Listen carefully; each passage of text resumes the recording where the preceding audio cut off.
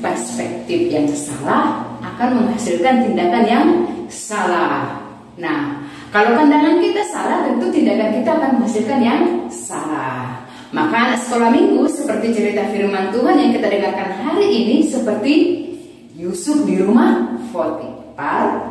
Dia di rumah Potifar itu selalu hatinya diisi dengan hal-hal yang baik, sehingga dia menjadi kepercayaan untuk mengurus hartanya Potifar. Nah, walaupun dia menghadapi tantangan, tekanan, dan godaan, tapi dia tidak mau melakukan yang tidak benar dari istri Potifar ya. Tapi dia selalu mengisi hatinya dengan hal-hal yang baik. Nah, ketika dia dijatuhkan juga hukuman di penjara, dia selalu mengisi hatinya dengan hal yang baik. Nah, baik situasi susah, penderitaan dan tekanan dan sukacita yang besar, Yusuf selalu menggunakan hati isinya yang benar dan baik. Mari kita mencontoh Yusuf yang selalu mengisi hati kita dengan hal-hal yang baik, maka tindakan kita menjadi hal yang baik. Itulah anak Tuhan. Selamat mengikuti ibadah sekolah minggu hari ini. Tuhan Yesus memberkati kita untuk bertindak hal-hal yang baik. Amin. Halo, kami dari GMI Banglahusa Distrik 12. Kita sapa adik-adiknya dulu ya. Halo adik-adik. Hai. Apa kabar? Baik. Apakah adik-adik sudah makan dari rumah? Baik, mari kita beryel-yel ya adik-adik. Oke. Siapakah anak Tuhan? Saya. Mari bersama Lakukan firman Tuhan. Jauhi dosa. Yesus. Yes. Dosa. No. Baik adik-adik, mari kita bersatu di dalam doa. Tuhan Yesus, saat ini kami anak-Mu berdoa, memohon kasih dan karunia-Mu supaya Engkau hadir di tengah kami. Kami mulai ibadah kami saat ini. Kami serahkan hidup kami ke dalam tangan-Mu. Berkatilah kami Tuhan. Amin. Baik adik-adik, mari kita angkat pujian kita, kuat-kuat yang terkuat.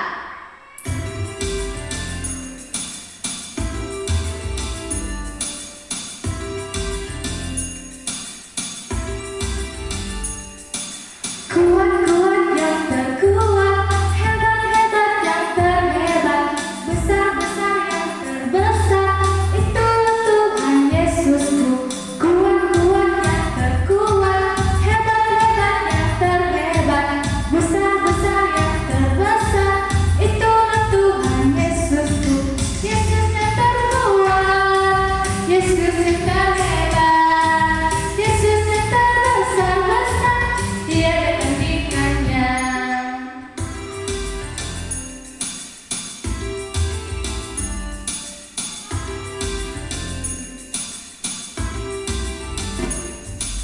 Kuat-kuat yang terkuat, hebat-hebat yang terhebat, besar-besar yang terbesar, itulah Tuhan Yesusku. Kuat-kuat yang terkuat, hebat-hebat yang terhebat, besar-besar yang terbesar, itulah Tuhan Yesusku. Yesus yang terkuat, Yesus yang terhebat, Yesus yang terbesar-besar, tiada tandingannya. Yesus yang terkuat, Yesus yang terhebat, Yesus yang terbesar-besar, tiada tandingannya.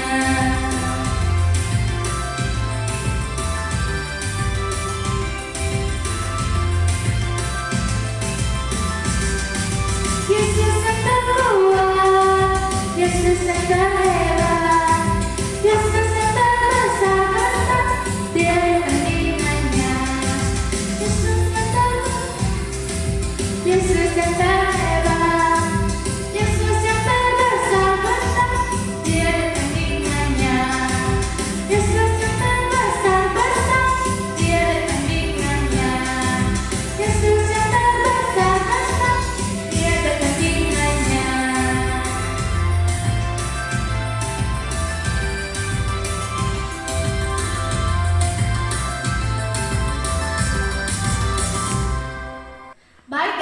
adik-adik, kita kumpulkan persembahan, kita bernyanyi sejuta, sejuta, sejuta.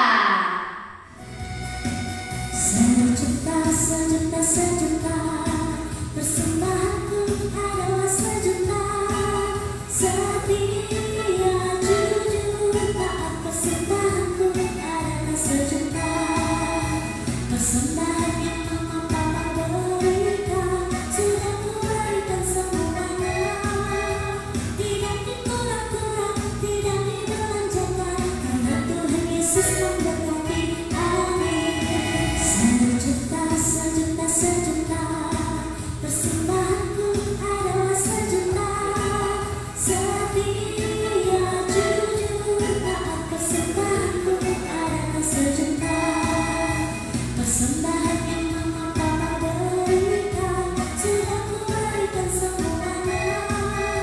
Tidak dikurang-kurang, tidak dibelanjakan, karena Tuhan Yesus memberkati. Amin. Sejuta, sejuta, sejuta, persembahanku adalah sejuta.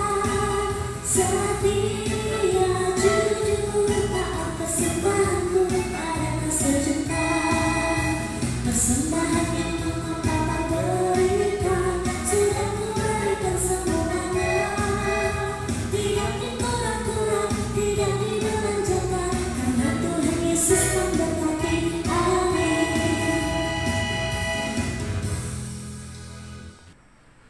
Sekarang kita akan menyambut firman Tuhan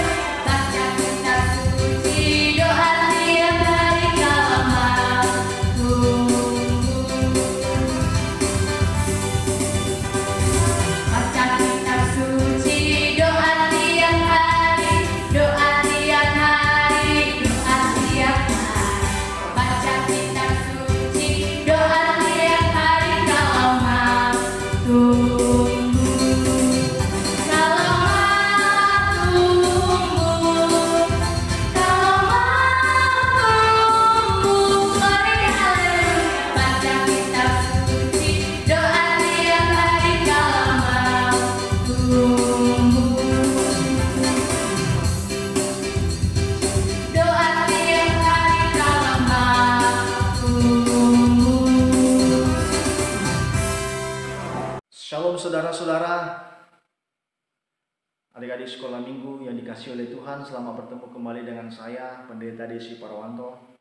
Kali ini saya mau membagikan firman Tuhan yang menjadi perenungan bagi kita dalam ibadah kita hari ini, tentang perspektif yang salah atau cara pandang yang salah yang berakibat kepada tindakan yang salah.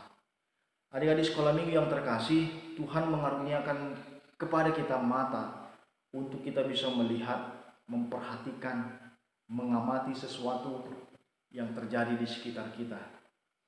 Hasil pengamatan itu pun kemudian membuat kita untuk berpikir, lalu melakukan tindakan. Akan tetapi, ketika kita mempunyai pikiran yang benar atau sudut pandang yang benar, maka pasti tindakan kita benar. Akan tetapi jika hasil pemikiran kita tadi salah, dengan sudut pandang yang salah, pasti tindakan kita pun akan salah atau tidak baik. Adik-adik yang terkasih dalam Kristus Yesus, masih ingat kisah minggu yang lalu tentang Yusuf yang dijual oleh saudara-saudaranya. Dia dijual di Mesir. Dia sudah dibeli oleh seorang yang bernama Potifar. Potifar itu adalah kepala pegawai di istananya Firaun. Jadi dia punya banyak budak-budak di rumah tempat tinggalnya, untuk mengurusi kebutuhan keluarga, untuk mengurusi ladang yang dia punya dan lain sebagainya. Jadi Yusuf tinggal di sana karena dia sudah dibeli oleh Potifar itu dari Khalifah Gilead waktu itu. Jadi Yusuf tinggal di rumah Potifar itu sebagai budak. Tapi meskipun begitu, adik-adik yang terkasih, statusnya budak tidak membuatnya menjadi kecil hati. Yusuf tetap menjadi dirinya sendiri. Dia tetap berusaha menjadi orang yang baik hati. Dia tetap menjadi orang yang hidupnya takut akan Tuhan. Sehingga oleh karena kehidupannya yang demikian, Tuhan membuat apa yang dikerjakan oleh Yusuf berhasil. Akhirnya Yusuf pun menjadi orang yang dipercaya oleh tuannya. Dia diangkat oleh Potifar, mendapat kuasa penuh untuk bisa mengurusi seluruh kebutuhan keluarga, bahkan ladangnya, sehingga Potifar tidak perlu mengerjakan apa-apa kecuali dia mengurus hanya untuk makan makanannya sendiri.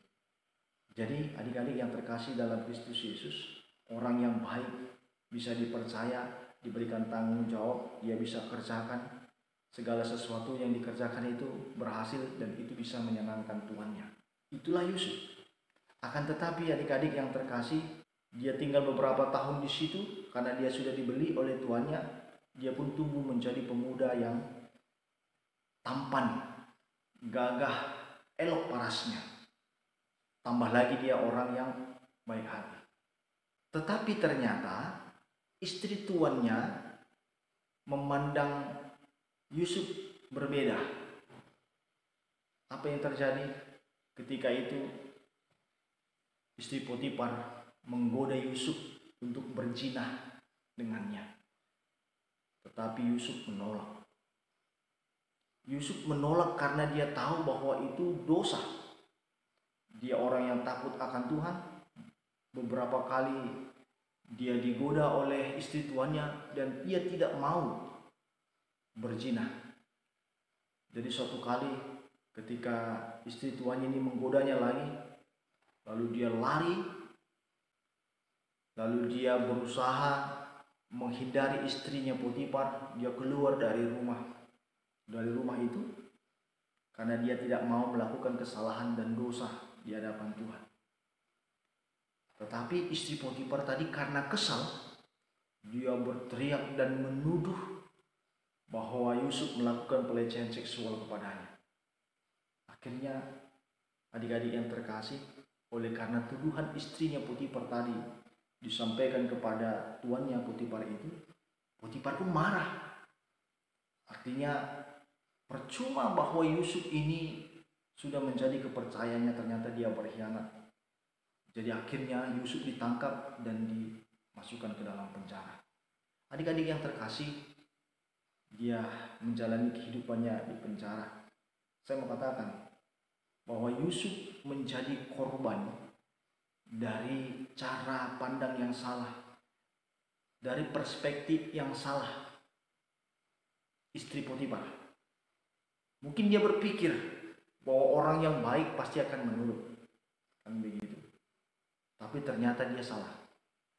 Yusuf memang orang baik, dia orang yang menurut. Tetapi dia akan melakukan apa yang baik, dia akan menurut melakukan yang baik, tetapi dia akan menolak jika melakukan sesuatu yang jahat atau tidak benar. Jadi bagi Yusuf lebih baik dia dipenjarakan begitu daripada dia berdosa di hadapan Tuhan. Jadi Yusuf bisa membedakan apa yang baik dan tidak baik, apa yang pantas dan tidak pantas, apa yang jahat dan apa yang berdosa di hadapan Tuhan, karena dia tetap menjaga hatinya dengan takut akan Tuhan. Seperti firman Tuhan dalam Amsal pasal 4 ayat yang ke-23. Jagalah hatimu dengan segala kewaspadaan, karena dari situlah terpancar kehidupan. Belajar dari firman Tuhan hari ini, kita bisa mengerti bahwa Tuhan menganugerahkan kepada kita mata untuk kita bisa memperhatikan, mengamati segala sesuatu yang terjadi di sekitar kita. Lalu kita bisa mengambil tindakan, mengambil keputusan yang baik dan benar seperti yang dikehendaki oleh Tuhan. Jadi cara pandang kita itu yang benar, cara pandang kita yang baik itu akan baik. Bukan untuk diri sendiri, juga bagi orang lain. Jadi jangan sampai cara pandang kita yang salah itu orang lain jadi korban. Yang kedua, jadilah anak sekolah minggu yang berpegang teguh kepada firman Tuhan, seperti Yusuf yang selalu ingat firman Tuhan, sehingga dia selalu berusaha melakukan apa yang diajarkan oleh firman Tuhan, dan dia berusaha untuk menjauhi apa yang dilarang oleh firman Tuhan. Sehingga baginya penjara itu lebih baik daripada dia harus berdosa di hadapan Tuhan. Jadi cara pandang dan tindakan Yusuf itu menjadikannya orang yang disertai dan diberkati oleh Tuhan sepanjang hidupnya. Kiranya firman Tuhan memberkati kita. Amin. Kita berdoa. Bapa di surga, terima kasih untuk firman-Mu yang sudah mengingatkan kami, supaya kami setia dan taat melakukan firman Tuhan, supaya kami bisa menjauhi kejahatan dan melakukan yang benar di hadapan Tuhan, melalui cara pandang kami yang benar. Karena itu Tuhan, tuntunlah kami dan ajar-ajarilah kami, supaya kami bisa menggunakan mata kami untuk bisa melihat segala sesuatu yang terjadi di sekitar kami dengan cara pandang yang baik dan benar. Terima kasih Bapa, dalam Yesus kami berdoa. Amin. Baik adik-adik, mari kita berdoa, doa Bapa kami. Bapa kami yang ada di surga, dikuduskanlah nama-Mu, datanglah kerajaan-Mu, jadilah kehendak-Mu di bumi seperti di surga.